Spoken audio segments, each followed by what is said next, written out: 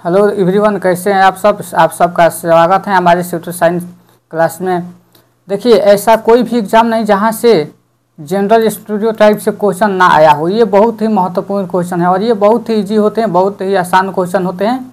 और आप सब इस सेशन को देखने के बाद आपका कोई भी ऐसा एग्ज़ाम नहीं जहाँ पे यहाँ से क्वेश्चन अगर कोई भी पूछे तो आप लोग यहाँ से बहुत अच्छी तैयारी आपकी हो चुकी हो रहेगी और इसके बाद आप लोग को कोई भी क्लास देखने की ज़रूरत ना पड़ेगी। ये चैप्टर आप लोग के लिए आज के लिए आप लोग का पूरा कंप्लीट हो जाएगा।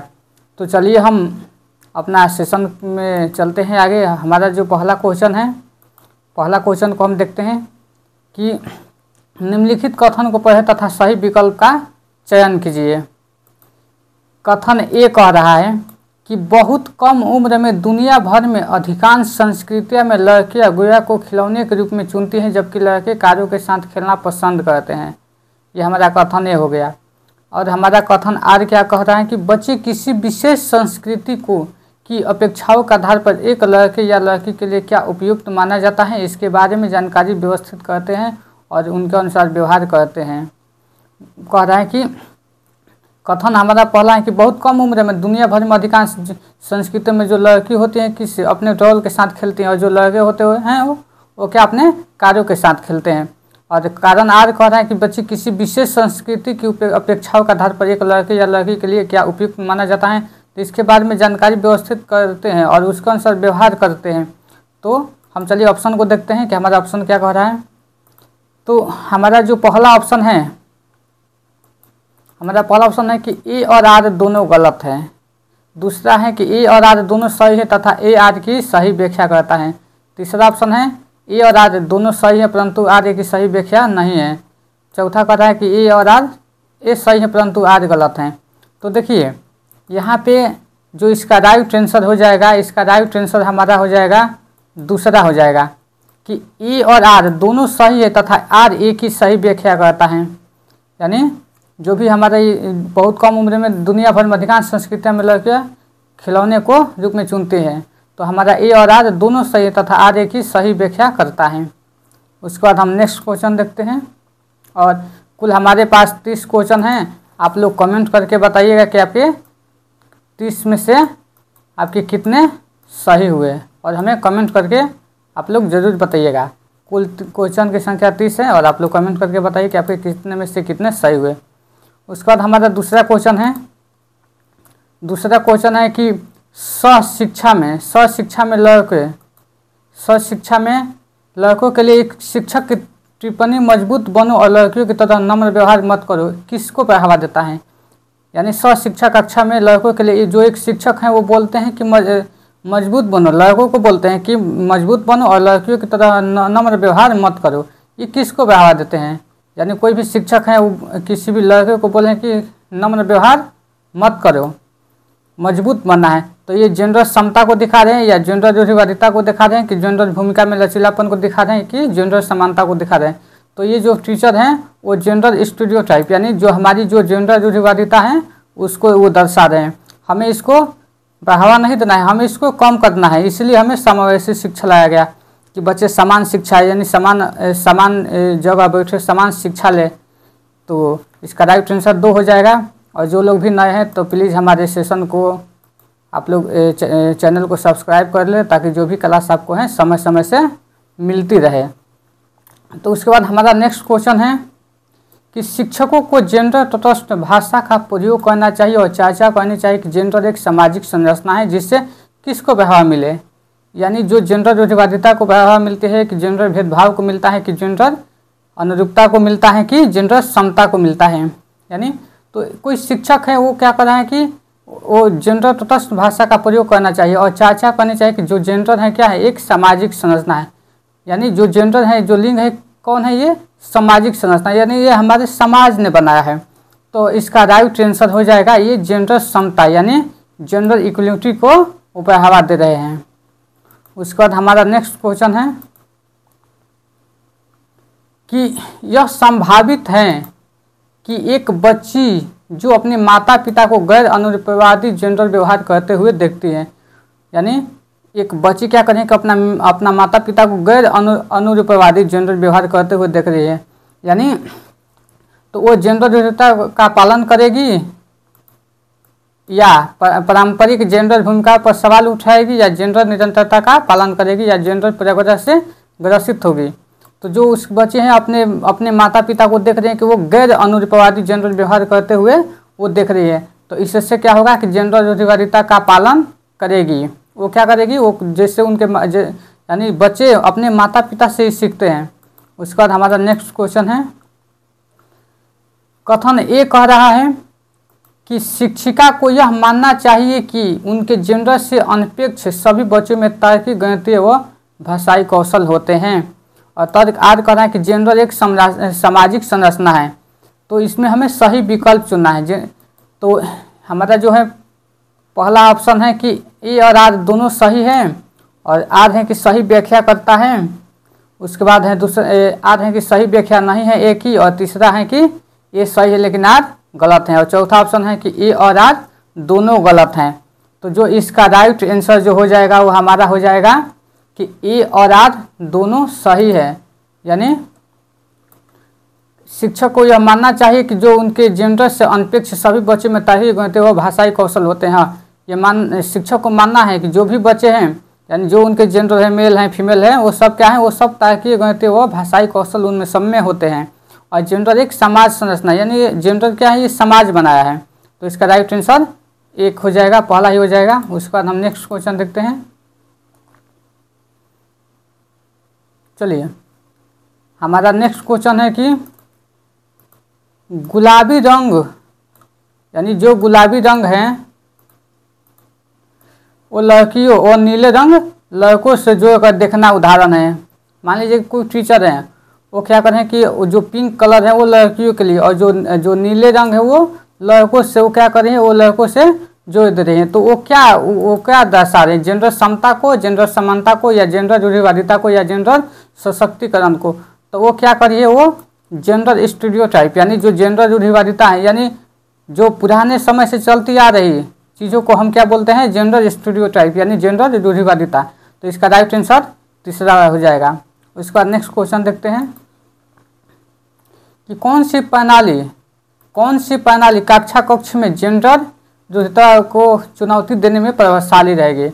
यानी हमें जेंडर जो रूढ़िवादिता है इसको हमें चुनौती देना है, तो कौन सी चीज़ें प्रभावशाली रहेगी। चलिए हम ऑप्शन को देखते हैं।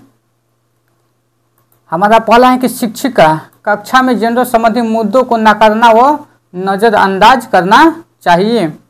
दूसरा ऑप्शन है कि शिक्षिका को कक्षा में होने वाली गतिविधियों की जिम्मेदारी सभी बच्चों को बराबर देनी चाहिए।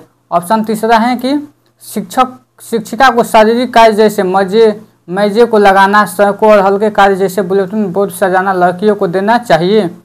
शिक्षकों को लड़कियों से गणित और विज्ञान में ज़्यादा अपेक्षा नहीं रखनी चाहिए। नहीं, शिक्षकों को लड़कियों और गणित विज्ञान में ज़्यादा अपेक्षा, हमें बच्चे को किसी भी बच्चे को हमें किसी से कम नहीं समझना है। और ये नहीं कि जो शारीरिक कार्य है उसमें लड़कों को लगाया जाए और हल्के कार्य के लिए लड़कियों को, तो ये भी हमारा चुनौती नहीं है। ये दोनों किसी एक तरफ झुका है, जब किसी एक तरफ झुका है तो हमारा जेंडर बायस हो जाएगा। तो हमें जेंडर बायस नहीं बना है। तो हमारा ऑप्शन दो है कि शिक्षिका क्या करें, कक्षा में होने वाली गतिविधियों को जिम्मेदारी सभी बच्चे में बराबर देनी चाहिए। हाँ, ये सही है, कोई भी बच्चा किसी से कम नहीं है। तो जब बच्चे को बराबर जिम्मेदारी दिया जाएगा तो बच्चे करके भी सीखेंगे और बेहतर तरीके से भी सीखेंगे। और ये है कि शिक्षक जो है किसी एक तरफ वो झुकी नहीं है। उसके बाद हमारा नेक्स्ट क्वेश्चन है कि कथन है, ये कह रहा है कि माध्यमिक स्कूल में शिक्षकों को लड़कों के भाषा पढ़ने के बजाय, यानी जो शिक्षक हैं वो लड़कों को भाषा पढ़ने के बजाय मैथ और साइंस यानी गणित और विज्ञान के विषयों को पढ़ने के लिए प्रोत्साहित करते चाहिए। यानी कोई लड़का है वो भाषा पढ़ना चाहता है तो शिक्षक क्या करिए, उसको बोलें कि मैथ और साइंस को पढ़ने के लिए उस बच्चे को क्या करिए, वो प्रोत्साहित करिए। और उसके बाद आर कर रहे हैं कि लड़कों में भाषा पढ़ने की जन्मजात क्षमता नहीं होती है। तो देखिए, लड़कों में भाषा पढ़ने की क्षमता जन्मजात होती है किसी में भी, क्योंकि जो नॉम चॉम्स्की हैं वो बोलते हैं कि किसी बच्चे में जो एलएटी लैंग्वेज एक्विजिशन डिवाइस होती है, यानी बच्चे में भाषा सीखने की क्षमता जन्मजात होती है। तो हमारा ये कथन गलत हो जाएगा। और ये भी है ये कथन भी गलत हो जाएगा। तो हमारा इसका राइट जो आंसर होगा वो होगा कि 4, कि ए और आर क्या है, दोनों ही गलत हैं। उसके बाद नेक्स्ट क्वेश्चन देखते हैं। और जो लोग भी नए हैं तो प्लीज़ सब्सक्राइब कर लीजिएगा ताकि जो भी क्लास आपको समय से मिलती रहे। और हमारी क्लास कैसी है आप लोग कमेंट करके ज़रूर बताएं। क्वेश्चन 9 है कि शिक्षकों का कौन सा व्यवहार बच्चों में जेंडर रूढ़िवादिता पक्षपात कम करने में मदद करेगा। यानी हमें बच्चे में जो जेंडर जो स्टीरियोटाइप चली आ रही है उस पक्षपात को कम करने में मदद करेगा। यानी उसके बाद हमारा पहला जो क्वेश्चन है कि कक्षा में केवल लड़कों की भारी कुर्सी मेज उठाने को कहेंगे नहीं। जहाँ पे हम बोले हैं कि जहाँ पे केवल आ जाए वो हमारा ऑप्शन निगेटिव हो जाएगा। और खेल के लिए जो ड्रॉल है या घर केवल लड़कियों को देना चाहिए। देखिए यहाँ भी केवल आ गया तो हमारा ये दोनों ऑप्शन खत्म हो गया। देखभाल करने वाले व्यवसायों का जिक्र कर केवल औरतों के संदर्भ में करना चाहिए, यहाँ पे भी केवल आ गया। यानी ये हमारा तीनों ऑप्शन गलत था। हमारे पास बचा क्या, तो हमारे पास जो राइट आंसर है 4 ही बच गया कि सभी जेंडर में स्वत या समानुभूति के गुण विकसित करना है। तो इसका राइट आंसर 4 हो जाएगा। उसके बाद हम नेक्स्ट क्वेश्चन देखते हैं। हमारा नेक्स्ट क्वेश्चन है कि पुरुष ताकतवर निर्णय लेने वाले और घर के मुखिया होते हैं, जबकि महिलाएं कमजोर, दब्बू, सहनशील होती हैं, केवल घरेलू काम में ही कर सकती हैं।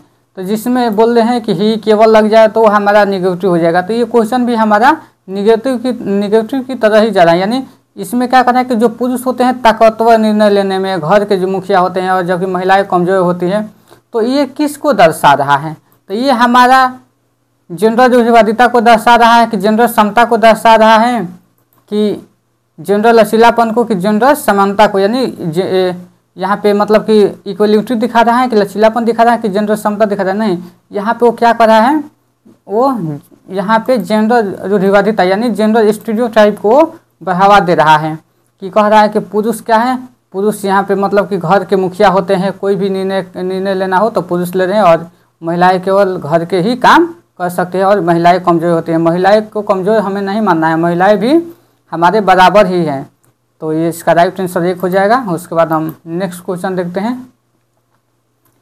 कि शिक्षा कक्षा में लड़कों के लिए एक शिक्षक की टिप्पणी बहादुर बनो और लड़कियों की तरह कमज़ोर व्यवहार मत करो। एक शिक्षक कह रहे हैं, लड़कों को कह रहे हैं कि तुम सब बहादुर बनो और लड़कियों की तरह कमज़ोर व्यवहार मत करो।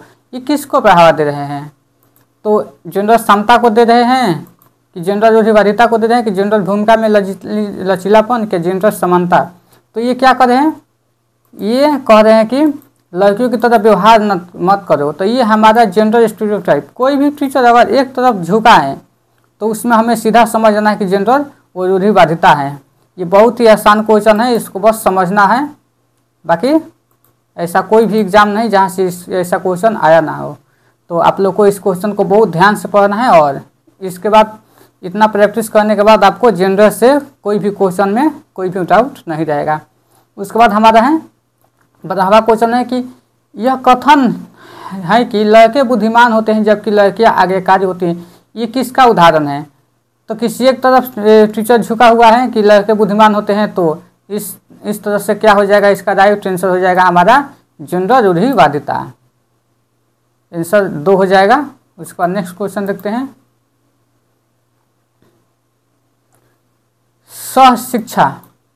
शिक्षा कक्षा में एक शिक्षक लड़कों को कहता है कि सह पाठ्यक्रम गतिविधियों में विज्ञान को मत लो, तुम लड़के नहीं, इससे किसको बढ़ावा मिला है। यानी कोई बच्चा विज्ञान लेना चाह रहा है लेकिन जो उसके टीचर हैं वो बोल रहे हैं कि तुम विज्ञान मत लो, ये लड़कियों के लिए। तो टीचर क्या है, किसी एक तरफ झुका हुआ है। जब टीचर किसी एक तरफ झुका हुआ है तो वो हमारा हो जाएगा जेंडर स्टीरियोटाइप। तो इसका राइट आंसर हो जाएगा 2 हो जाएगा।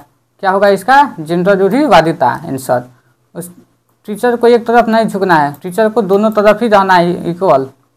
उसके बाद हमारा नेक्स्ट क्वेश्चन है कि समाज की संस्कृति, जो समाज की संस्कृति है पुरुषों और महिलाओं की भूमिका निर्धारित करते हैं। इसका मतलब क्या है, जो समाज की जो संस्कृति है पुरुषों और महिलाओं की भूमिका निर्धारित करते हैं। जो हमारा समाज है पुरुष और महिलाओं को क्या करता है, वो निर्धारित करता है। तो ये हमारा जेंडर एक जैविक है कि जेंडर एक सामाजिक है कि जेंडर एक आनुवांशिक कारकों से तय होता है, या एक और ऑप्शन देखते हैं कि जेंडर ना तो जैविक है और ना ही अजैविक है। तो जो इसका राइट आंसर हो जाएगा, यानी इसका यहाँ पे कोई एक शिक्षक हैं क्या बोल रहे हैं कि समाज कहते हैं कि संस्कृति पुरुष और महिलाओं की भूमिका निर्धारित करती है, यानी जो समाज ने ही बना दिया कि पुरुष और महिला क्या है, ये सामाजिक है, तो ये सामाजिक रचना है। सांस्कृतिक और पुरुष और महिला की भूमिका निर्धारित करती हैं, तो ये समाज बनाया है कि समाज जेंडर क्या है, एक सामाजिक संरचना है।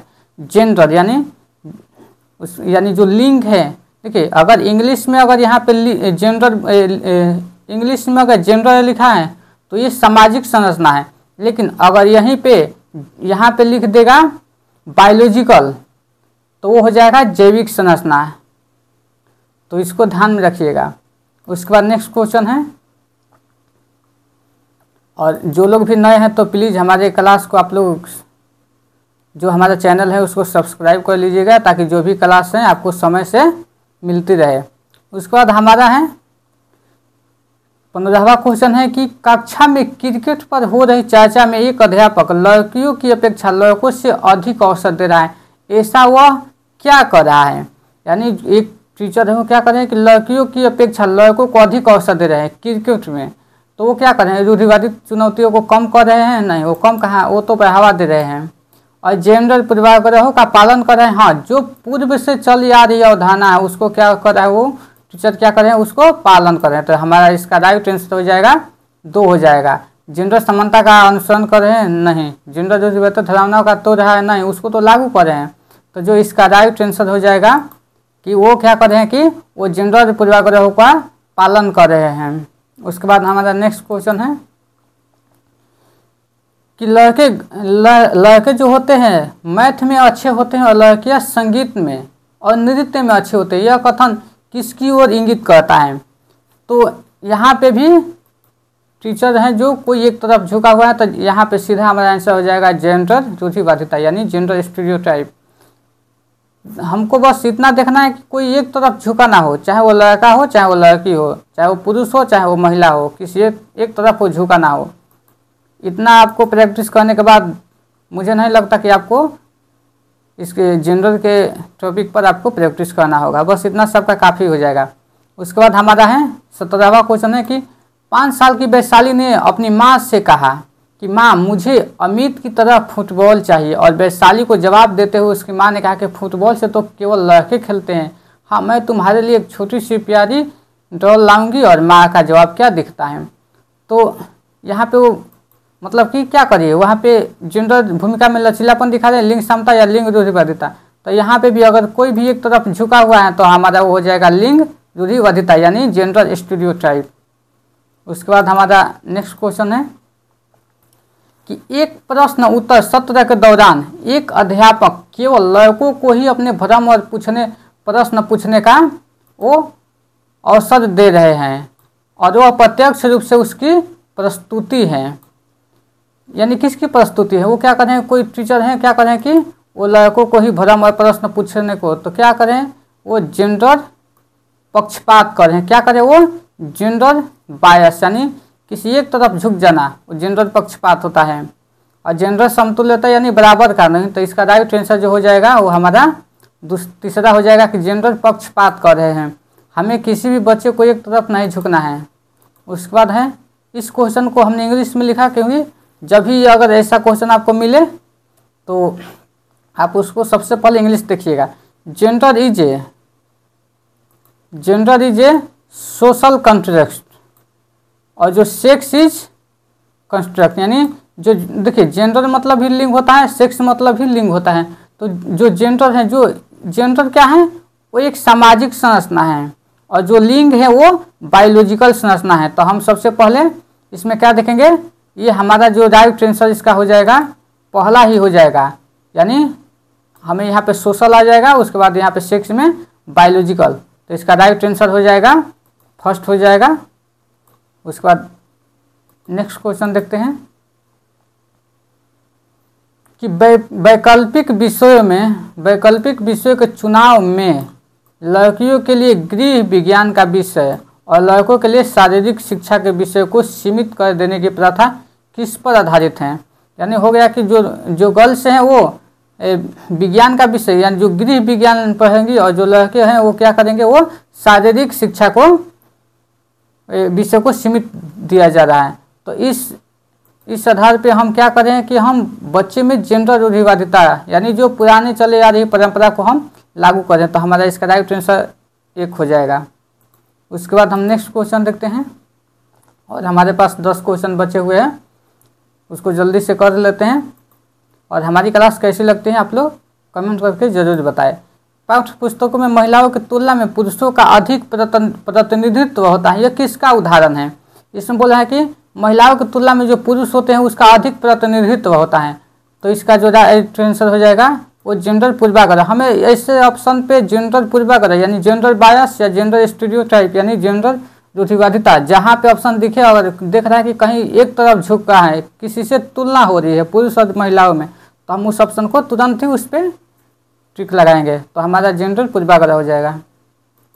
उसके बाद हम नेक्स्ट क्वेश्चन देखते हैं कि लगभग ये क्वेश्चन पूछा हुआ है, ये जो भी है, और आप लोग को इसका आधार पे इससे बाहर कोई भी नहीं आएगा। ये सब क्वेश्चन आया हुआ क्वेश्चन है। लगभग किस उम्र के आसपास प्रायः बच्चों में जेंडर भूमिका की प्रारंभिक समझ आ जाती है? तो एक में 4 बरस, 2 बरस, 14 बरस या 8 बरस। तो जो बच्चे में जो जेंडर भूमिका की जो प्रारंभिक समझ है वो हमारी 4 बरस की एज में ही आ जाती है। तो इसका जो राइट आंसर हो जाएगा हमारा वो 1 हो जाएगा। नेक्स्ट क्वेश्चन देखते हैं कि विद्यार्थियों में पनपी रूढ़िवादिता धारण को चुनौती देने के लिए क्या महत्वपूर्ण है? जो बच्चे में क्या है, बच्चे में जो चली आ रही रूढ़िवाद धारणा यानी जो स्टीरियोटाइप जो चलती आ रही है उसको चुनौती देने के लिए हमारे पास क्या महत्वपूर्ण है, यानी उसको ख़त्म करने के लिए। तो इस तरह के हमें पहला ऑप्शन है कि इस तरह का उदाहरण प्रस्तुत करना चाहिए जो उस प्रकार के रूढ़िवाद धारणाओं को नकारते हैं, या इस प्रकार की रूढ़िवाद धारणाओं को पोषित करने वाली पुस्तकें तथा फिल्मों का प्रावधान करेंगे। नहीं, इससे अगर ये इससे हो रहा है तो फिर तो वही काम होगा। उसका तीसरा है कि प्रभावशाली समूह में आने वाले विद्यार्थियों के दृष्टिकोण को ही महत्व दें। नहीं, इसको भी नहीं। विविध और व्यक्तिगत भिन्नताओं से संबंधित चर्चाओं से बचना है। नहीं, हमें चर्चाओं से बचना नहीं है, हमें तो चर्चा करना है। तो इस प्रकार हमारा जो इसका राइट आंसर हो जाएगा पहला ही हो जाएगा कि इस तरह का उदाहरण प्रस्तुत करना चाहिए जो इस प्रकार की रूढ़िवाद धारणाओं को नकारते हैं। तो उसके बाद हमारा नेक्स्ट क्वेश्चन है कि आपकी कक्षा में जब भी कोई लड़का रोता है तो दूसरा विद्यार्थी उसे यह कहकर चिढ़ाता है कि लड़कियों की तरह व्यवहार मत करो, लड़के नहीं रोते हैं। उनका यह कथन क्या दर्शाता है? तो लैंगिक समानता या लैंगिक स्थिरता या लैंगिक रूढ़िवादिता। तो इसका जो राइट आंसर हो जाएगा वो हमारा 4 हो जाएगा, 4 हो जाएगा कि उसमें क्या करा है वो लैंगिक रूढ़िवादिता को वो दर्शा रहा है कि लड़के रो नहीं सकते हैं। तो इसका राइट आंसर 4 हो जाएगा। आप लोग को अगर कहीं भी कोई टीचर एक तरफ झुका हुआ है तो उसको सीधे हम जेंडर स्टीरियोटाइप या जेंडर बायस हम उसको सीधे किसी एक तरफ झुकने नहीं देना है बच्चों को या टीचर को। जो हमारा 25 क्वेश्चन है कि कक्षा में जेंडर रूढ़िवादिता को रोकने के लिए यह महत्वपूर्ण है। अच्छा, जो कक्षा में जो चली आ रही जो जेंडर स्टीरियोटाइप है उसको कैसे रोका जा सकता है? तो देखिए, उसको अंतर जेंडर पारस्परिकता को प्रतिबंधित किया जाए, या जेंडर भेदभाव पर चर्चा करने से बचा जाए। नहीं, हमें चर्चा करने से बचना नहीं है, तो दूसरा नहीं होगा। ऐसे उदाहरण प्रस्तुत किया जाए जो उन रूढ़िवादिताओं को चुनौती दे।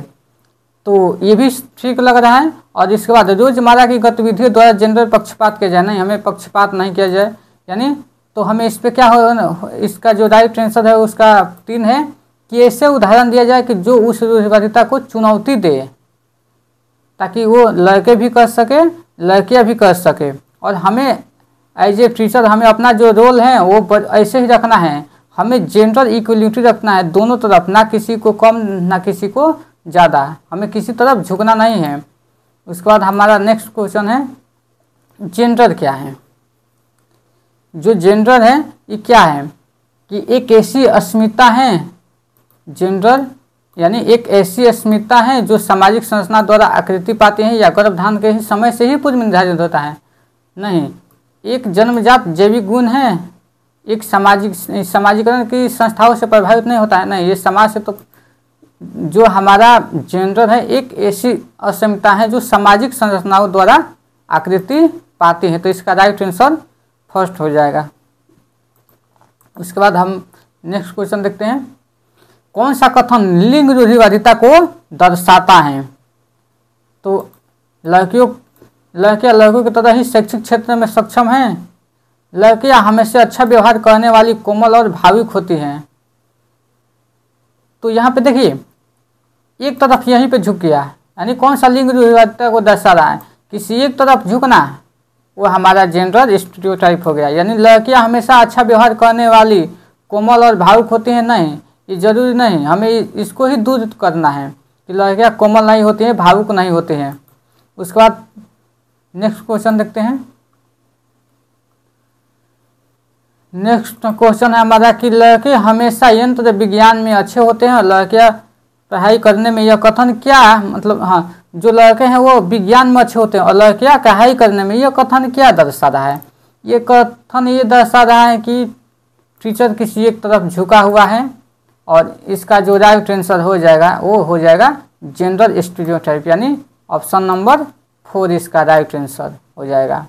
जो ऑप्शन नंबर 4 है ये इसका राइट आंसर। उसके बाद हम नेक्स्ट क्वेश्चन देखते हैं, पुल्लिंग या स्त्रीलिंग होने से जुड़ी अपेक्षाओं को क्या कहा जाता है और इन्हें सीखा जाता है। यानी जेंडर भूमिका बाल्यावस्था की सभी अवस्थाओं से लेकर वयस्कता तक, या जेंडर स्थिरता प्रारंभिक किशोरावस्था के दौरान, या जेंडर रूढ़िवादिता केवल आ गया तो गलत हो गया, जेंडर पूर्वाग्रह मुख्य रूप से प्रारंभिक बाल्यावस्था के दौरान। तो जो इसका राइट आंसर हो जाएगा वो हमारा फर्स्ट हो जाएगा कि जेंडर भूमिका बाल्यावस्था की सभी अवस्थाओं से लेकर वयस्कता तक भी, यानी पुल्लिंग या स्त्रीलिंग होने से जुड़ी अपेक्षाओं को क्या इनकी से सीखा जाता है। तो जेंडर भूमिकाएं होती हैं बाल अवस्था की सभी अवस्थाओं से लेकर वयस्कता तक भी। तो इसका राइट आंसर फर्स्ट हो जाएगा। और उसके बाद हमारा आज का अंतिम क्वेश्चन है, और प्लीज़ सब लोग लाइक करें।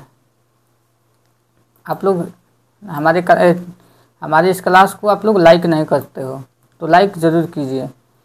30 क्वेश्चन हमारे आखिरी है कि लड़कियों को भाषाओं और कलाओं को अपनाने के लिए प्रोत्साहित करना और जो गणित है, विज्ञान है को अपनाने के लिए हतोत्साहित करना एक उदाहरण है।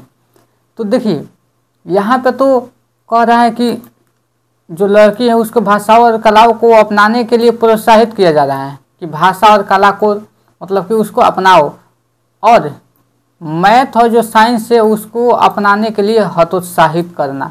यहाँ पे उसको हतोत्साहित किया जा रहा है कि मैथ और विज्ञान नहीं पढ़ सकती हो, यानी किसी एक तरफ वो दर्शा रहा है कि जो लड़की है वो मैथ और जो उसका साइंस है वो नहीं उसको अच्छे से सीख पाएंगे। तो ये जो हमारा इसका राइट आंसर हो जाएगा वो जेंडर भेदभाव को वो दर्शा रहा है, यानी जेंडर बायस को। तो दोस्तों हाँ, हमारी क्लास कैसे लगी, और आप सब प्लीज़ हमारे क्लास को आप सब चैनल को भी सब्सक्राइब कीजिएगा और लाइक भी कर लीजिएगा, और आप सबका सीटेट बहुत अच्छे से क्रैक होगा। आप लोग टेंशन ना लीजिए, जो भी आप लोग को जिस चीज़ की क्लासें चाहिए तो हमें कमेंट करें, और आप सबकी क्लासें आपको समय से मिलती रहेगी। और जो भी हमारे सेशन हुए हैं सबकी प्रैक्टिस अभी बाकी है, तो हम प्रैक्टिस सारे सेशन को कराते रहेंगे, और जो भी थ्योरी की क्लास है थ्योरी भी चलती रहेगी। और सीटेट का एग्ज़ाम जुलाई में होने वाला है, तब तक से आप लोग अपनी तैयारी को कंटिन्यू कीजिए, अपने तैयारी को रुकिए मत।